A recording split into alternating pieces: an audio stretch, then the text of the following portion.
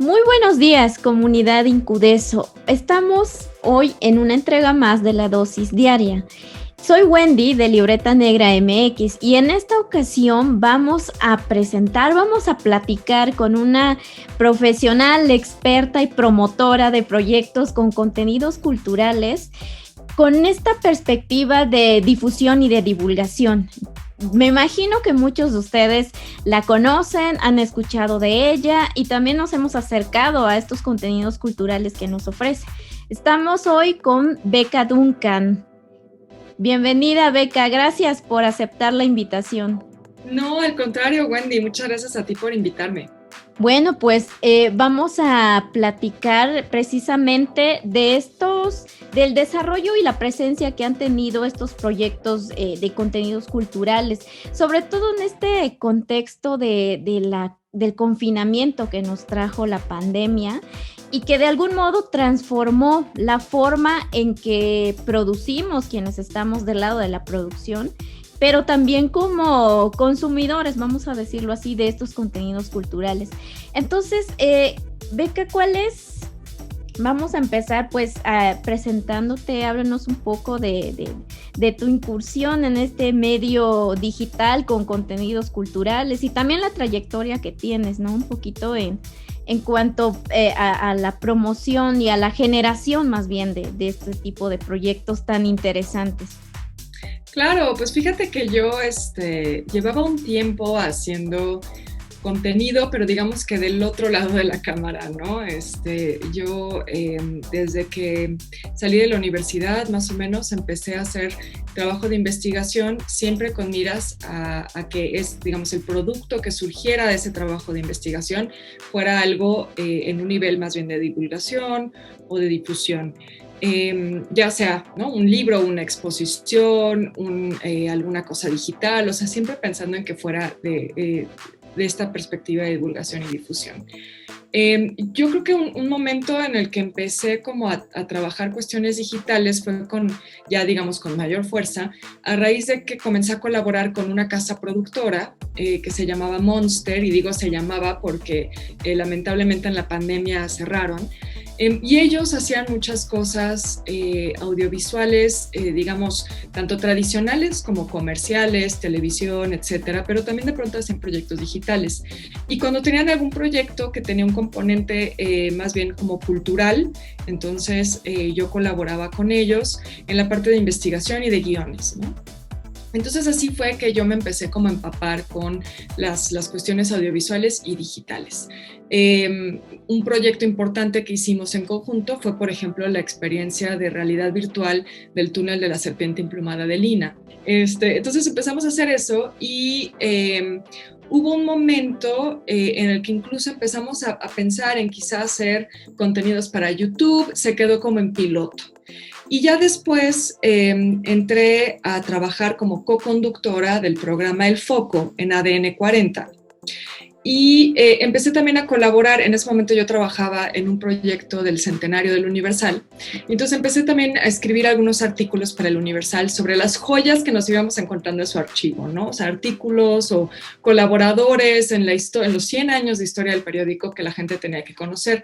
Y entonces siempre me preguntaban, pues, como que cuáles eran mis redes sociales, ¿no? Como para arrobarme o como para, no sé, darle como más difusión. Y entonces fue como, en principio, la colaboración con el Universal, también la colaboración cuando a veces me invitaban, antes de ser co-conductora, empecé a participar en el Foco como invitada, y entonces lo mismo, me pedían mis redes sociales. Y yo no usaba casi redes sociales, o sea, yo no usaba Twitter, yo, pues en realidad solo usaba Facebook, pero como para estar en contacto con amigos o con familia que estaba fuera, ¿no? Como que no era muy digital, ¿no?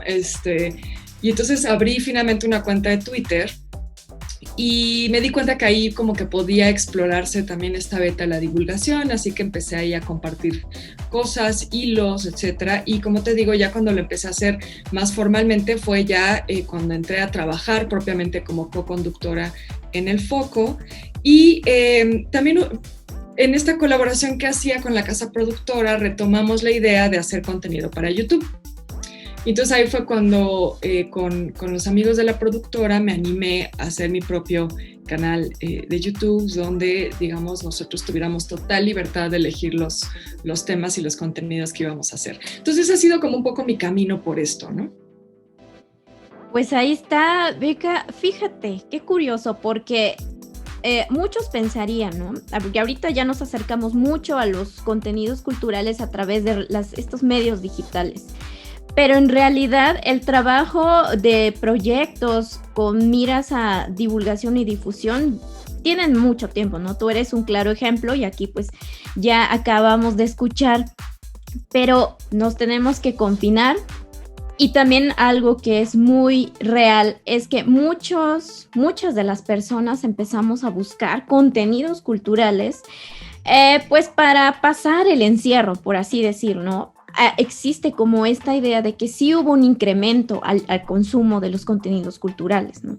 Entonces, ¿cómo ves que esto vino a modificar el consumo de estos contenidos culturales que sí abundaron mucho en los medios digitales, pero qué sucedió con aquellos espacios en donde era importante la presencia de los públicos? Ahí, ¿cómo ves cuál fue tu experiencia en cuanto a estos cambios tan drásticos que tuvimos que hacer? Sí, fíjate que, como bien dices, eso ya existía, ¿no? Por supuesto, YouTube ya existía, ya teníamos aplicaciones, ya teníamos realidad virtual, ya había formatos de transmisiones en vivo en todas las plataformas, ¿no? Creo que sí hubo, podríamos decir, como un boom, como que eso explotó, precisamente a raíz del confinamiento. Y yo creo que ha sido interesante ver, como dices, muy atinadamente, sí ha habido un aumento, ¿no? Desde los primeros meses del confinamiento, cuando creíamos que esto ya iba a terminar por ahí del verano, ilusamente, sí había museos, por ejemplo, que decían, pues nuestros clics han subido en tanto por ciento, ¿no? Por ahí, por ejemplo, había museos que hablaban de números tan exorbitantes como 700% de aumento de flujo a su página web, que es un montón para un museo, ¿no? Y ni siquiera estamos hablando necesariamente de los museos grandes, sino también de pronto los museos locales, regionales, los museos más chicos, independientes. A nivel mundial también empezaron a ver esos incrementos a plataformas como Google Arts, ¿no? O también museos que empezaron a pensar en generar más contenidos para esas plataformas, ¿no? O si ya tenían un canal de YouTube, quizá lo tenían un poco abandonado y entonces lo volvieron como su herramienta principal para, como bien dices, estar en contacto con sus públicos. Y creo que ahí hay algo que tiene una enseñanza importante, pero también tiene una trampa, ¿no? Es decir, tenemos esta idea de que cuando se hizo como este brinco a lo digital, que por supuesto, como decíamos, no es que no existiera, pero sí se le dio como un empujón, como que, digamos, se aceleró, ¿no? Hay esta idea que entonces estás accesible para todos, ¿no? Que abriste como una puerta que te permite tener contacto con más gente o llegar a más público. Creo que sí es cierto que te permite abrirte a un nuevo público, ¿no? Es decir, el público que ya tenías, el público que ya iba a las salas del museo, se va a conectar al contenido en línea, pero no es un público nuevo, ¿no? Es un público que ya era tuyo y simplemente estás encontrando nuevas formas de tener participación con ellos, ¿no? Pero creo que sí puede ser una forma de abrirte a nuevos públicos, gente que quizá antes no se hubiera acercado al museo porque lo sentía como un espacio pues muy elitista, muy lejano, porque siento que a veces sí todavía sucede eso, ¿no? Hay esta idea de la cultura como algo muy snob. Entonces, estas dinámicas que empezaron a ver en redes sociales o los contenidos que había en línea podían abrirse a un público que quizá se vuelve un nuevo público, alguien que ahora, cuando abran los museos, van a querer ir a las salas. pero creo que tampoco hay que perder de vista que esta idea de que lo digital es totalmente democrático, no sé, para mí eso es un mito, ¿no? Creo que no hay que perder de vista que al final excluyes también a muchos públicos si solamente te cierras a lo digital o si solamente apuestas a lo digital. Hay mucha gente que no tiene acceso a internet, hay mucha gente que no tiene dinero para pagar datos de su celular, algo tan sencillo como eso. Entonces, no hay nada más democrático que la sala abierta del museo, ¿no? Donde sabes que un día a la semana puedes entrar de forma gratuita. Entonces creo que tampoco hay que caer en esa trampa. Creo que más bien hay que empezar a plantear modelos híbridos. Eso sí es algo que para mí va a ser una de las grandes enseñanzas de este momento, es que no te puedes quedar solo con tu contenido en sala, ni tampoco solo con tu contenido digital, y también que tienes que hacer más caso a tu público, que tu público quiere participar de tus contenidos. Creo que ya no somos un público que simplemente quiere ser un espectador pasivo, ir al museo y que le alimenten de información. Ahora queremos ser partícipes de lo que está sucediendo en la sala del museo y esa va a ser una enseñanza que va a quedar a largo plazo.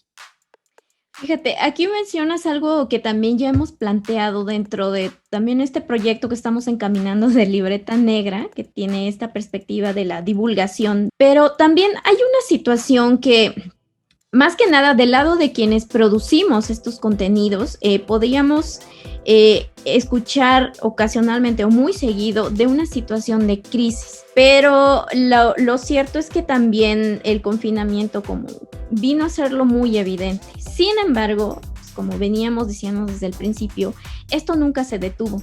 O sea, la producción cultural, con los medios con que tuviéramos al alcance, seguimos, porque efectivamente llegaron otros públicos. Es muy cierto esto que dices también, no todos, al día de hoy, no todo mundo tiene el acceso, porque pues no todos tienen estas herramientas, ¿no?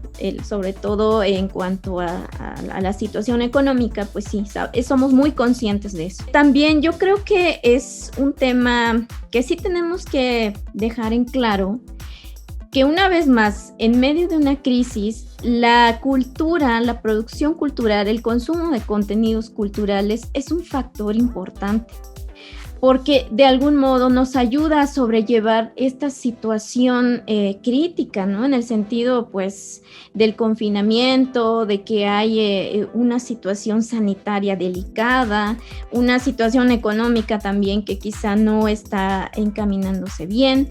Pero yo creo que esto es importante, ¿no? O al menos desde este lado así lo estamos percibiendo. Yo creo que también deberían voltear a ver a quienes estamos de este lado de la producción, ¿no? Entonces, yo creo que ahí estaría como muy interesante. Tú que llevas una trayectoria en cuanto a la producción o trabajando en estos proyectos, ¿por qué es importante enfatizar en esto? Sí, yo creo que eso que acabas de mencionar es un tema fundamental, que como bien dices, ha quedado muy latente, o más bien ha estado latente, ha quedado ahora sí, digamos, demostrado en cuanto a lo que podríamos llamar los patrones de consumo del contenido cultural o de la cultura en general, ¿no? Y es esta idea de que te permite como escaparte un momento de la realidad. Y eso creo que también es importante considerarlo, aún sin estar en confinamiento. Yo creo que para mí, por ejemplo, la primera vez que como que tomé conciencia de esto, porque claro, cuando tú te dedicas al ámbito cultural, pues para ti es tu chamba de todos los días, ¿no? Es decir, yo aún antes de trabajar en medios, pues también checas las páginas culturales del periódico o checas ciertos sitios, ¿no? De contenido cultural o de noticias culturales, pues porque es tu trabajo, ¿no? Porque quieres saber qué está pasando. Pero yo como que creo que empecé a cobrar más conciencia de esto desde la perspectiva del público cuando empecé a colaborar en El Financiero. Y el editor del Financiero, el editor de la sección cultural en este momento era Mauricio Mejía, él es quien me invitó, gran periodista de deportes y de cultura. Y él cuando me invita a colaborar, yo le dije, oye Mauricio, pero ¿sabes qué? Que yo yo no sé mucho temas de economía cultural. O sea, si tú quieres algo enfocado más al mundo de finanzas, de economía, la parte económica, la cultura o el mercado del arte o todo eso, pues no es mi tema, ¿no? Yo me dedico más bien a hacer investigación para proyectos de divulgación. Entonces, pues la verdad es que no es lo mío. Y él me decía, no, si lo que quiero es lo contrario. Él me decía, las páginas culturales tienen que ser un oasis, ¿no? O sea, vienes de columnas de opinión de temas políticos, vienes de números, de cifras, de que si la inversión esto, que si la corrupción lo otro, ¿no? Y entonces quieres de pronto leer una buena historia, ¿no? Quieres leer algo que te haga, que te llene un poco más el alma. Y eso para mí fue como una enseñanza muy importante. De pensar eso, ¿no? Pensar en tu lector, pensar en lo que el público necesita leer o escuchar o ver, más allá de lo coyuntural y más allá de la situación política, social o económica actual. Ahora, eso no significa que la cultura, ya sea el contenido de divulgación o el periodismo cultural, tiene que convertirse en el lugar de las noticias felices y rosas y donde el mundo está hecho de árboles de algodón de azúcar. Por supuesto que no. También hay que denunciar las malas prácticas en la cultura, también hay que investigar la corrupción en la cultura, por supuesto que sí, ¿no? Y es algo que, por ejemplo, ustedes desde Libreta Negra también hacen, ¿no? También cuestionan la parte de política cultural y eso es importantísimo. Pero creo que también hay que pensar que a veces la cultura sí puede servir para simplemente pensar en otra cosa, ¿no? No estar viendo noticias desesperanzadoras, no estar viviendo como en un estado constante de desasosiego y angustia, ¿no? Y eso es algo que también la pandemia creo que nos va a dejar, es entender eso, que la cultura tiene ese poder, ¿no? Y por eso el consumo cultural subió tanto en la pandemia, porque es como, ya no quiero escuchar del COVID, ¿no? Porque tengo tantas pérdidas y duelos encima de gente cercana que quiero pensar en otra cosa un momento. Entonces la cultura también, creo que cuando sabes contar estas historias detrás de un cuadro, una pieza arqueológica, un libro, ¿no? Cuando sabes hacer eso, también le permites a la gente sentirse un poquito menos sola en este mundo, ¿no? Porque de pronto te das cuenta que hubo un escritor que se sintió como tú te sentías o como tú te sientes. Y eso pudo haber pasado hace 100 años, ¿no? Pero conectas con alguien, conectas con esa historia. Estás leyendo un cuento, una novela y de pronto dices, yo sé lo que se siente eso que está describiendo el protagonista de este libro. O te cuentan, fíjate que este cuadro, cuando lo pintó este artista, estaba pasando por esto, ¿no? Y dices, ¿sabes qué? Yo sé cómo se siente eso. Y conectas con otra historia, conectas con una parte humana que no está en las noticias, no está en la política. Y retomo también algo que al principio de la pandemia dijo de Horacio Acosta, que es el productor de mi canal de YouTube, es alguien con quien he trabajado ampliamente en muchos proyectos. Y él una vez me decía, es que es muy triste que los medios no le den más importancia a la cultura, porque al final lo que va a perdurar en el tiempo es eso. Nadie se va a acordar qué dijo un diputado. Nadie se va a acordar del escándalo de una alcaldesa o de una presidenta municipal. Lo que va a perdurar en el tiempo, lo que va a perdurar en la historia, va a ser la cultura, va a ser la novela que se está escribiendo ahorita, va a ser el artículo de algún periodista que ahorita es un reportero, pero va a ser una gran pluma después de la literatura, es el cuadro que se está produciendo, es la película que está en streaming ahorita. Eso es de lo que la gente se va a acordar, ¿no? Entonces creo que sí, la cultura es importante seguirla promoviendo y seguirla difundiendo porque tiene esa capacidad. Claro, aquí lo que estamos viendo, yo estoy totalmente de acuerdo con esta perspectiva. En un sentido abstracto podemos ver que la cultura es ese espacio, son esos espacios donde podemos hacer comunidad, porque precisamente a través de estas producciones que son de otras personas nos permite vincularnos. Entonces yo creo que ahí está el motor de utilidad social que puede tener, ¿no? Y es cierto, como tú comentas, aun cuando la forma en que vamos a comunicar estos contenidos sea de una forma amena, no le quita la utilidad que pueda tener en el sentido de contribuir al aprendizaje, al conocimiento de las personas, ¿no? Entonces, yo creo que también es una parte muy importante porque contribuimos de algún modo a ofrecer como estas alternativas de mirar la realidad también, la realidad humana, ¿no? Entonces yo creo que ahí está también lo valioso, como bien tú dices, y pues también vemos que sí hubo también como un crecimiento en cuanto a los canales o a los proyectos también, ¿no? Que de algún modo yo creo que el objetivo puede ser como muy loable en esta labor nada fácil de la divulgación de contenidos culturales, ¿no? Entonces, en ese sentido, pues cuéntanos dónde podemos encontrar para acceder a todo este contenido cultural pues tan útil y tan necesario, no solo en estos tiempos de crisis sanitaria, ¿no? Sino yo creo que, como tú dices, en muchos momentos de nuestra vida, precisamente. Entonces, ¿dónde podemos pues conocer, acceder a este tipo de contenidos o de información cultural para poder sobrellevar la vida, por así decirlo, ¿no? Sí, bueno, las plataformas son muchísimas, ¿no? Yo creo que tienes razón que en este momento ha habido casi como una sobreproducción de contenido, ¿no? Hay como dices, muchos proyectos que nacieron en la pandemia, muchos proyectos que cobraron fuerza también en la pandemia. Yo eso es algo que también celebro. Por un lado, creo que sí podemos decir que hubo un momento en el que había demasiadas webinars, mesas virtuales, exposiciones, ya no sabías ni qué ver, ¿no? Pero yo sí he sabido mucha gente que dice, ¿sabes qué? Que en la pandemia me di el tiempo para planear un proyecto de divulgación o para hacerlo, o que se pusieron a como darle más fuerza a los proyectos que ya tenían. Y yo creo que eso está padrísimo. Entre más voces haya haciendo esto, mejor, ¿no? Creo que de eso se trata. Hablabas de hacer comunidad.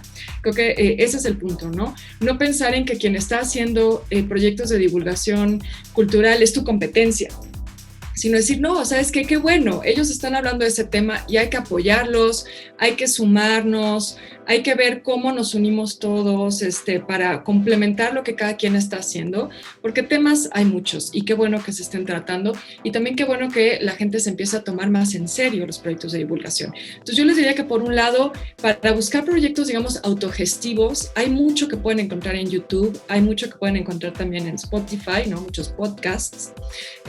También les diría que se pueden acercar a plataformas como un poco más consolidadas, como Audible, como Himalaya, porque también ahí se han estado haciendo proyectos de divulgación y de difusión cultural interesantes. Claro, esos son otros modelos, son modelos de suscripción, que bueno, ya es otro tema que podríamos platicar. Hay contenido gratuito en YouTube y en Spotify, como les decía. Y también acérquense mucho a lo que está pasando en Twitter, en Facebook, es decir, hay mucha gente haciendo cosas interesantes, ¿no? En todas las plataformas, entonces yo les recomendaría que busquen por ahí. Y bueno, aprovechando un poco, puedo hacer el comercial de que a mí, bueno, me pueden seguir en YouTube y también subo cosas de pronto a Twitter, estoy en Facebook, en Instagram, en todos lados me encuentran como Beca Duncan, pero digamos que el nicho donde yo más he explotado la divulgación es YouTube. Ahí pueden encontrar mi canal y proyectos que nacieron en la pandemia, por ejemplo, fueron las transmisiones en vivo, que esas las voy a seguir haciendo, pero estamos sumando también nuevos proyectos. Vamos a tener ahora un noticiero cultural que va a ser con suscripción. Pueden afiliarse a mi programa de miembros y ahí tendremos, por supuesto, un increíble crossover con ustedes de Libreta Negra, que van a ser de nuestros colaboradores en este nuevo noticiero. Por supuesto, ahí ya nos estás dando la primicia, Beca, muchas gracias. Pues ahí está, ya sabemos dónde podemos encontrar información y acercarnos a estos proyectos tan loables que se han venido desarrollando desde antes y que ahora han cobrado fuerza, pero esperemos que así sigamos incluso saliendo de este confinamiento que ahora estamos atravesando. Y pues muchas gracias, Beca, por contarnos, por venir a compartir tu experiencia, tu trayectoria acerca de la incursión en este mundo de la divulgación de contenidos culturales que pues hacemos en pro de de contribuir, ¿no? Un poco en cuanto a esto del desarrollo social. Entonces, pues ya tienen ahí la información de sus redes, sus programas y de esta primicia de la sección de noticias que vamos a también ahí estar compartiendo micrófonos. Y pues no me queda más que agradecerles a toda la audiencia de Incudeso Radio en esta entrega de los garabatos en la libreta, aquí en La Dosis Diaria. Y a nosotros, síganos en nuestras redes, nos encuentran en Twitter y Facebook como Libreta Negra MX y en nuestro canal de YouTube como Libreta Negra MX. Compartan nuestros contenidos que nos ayudan a crecer como comunidad. Nos vemos.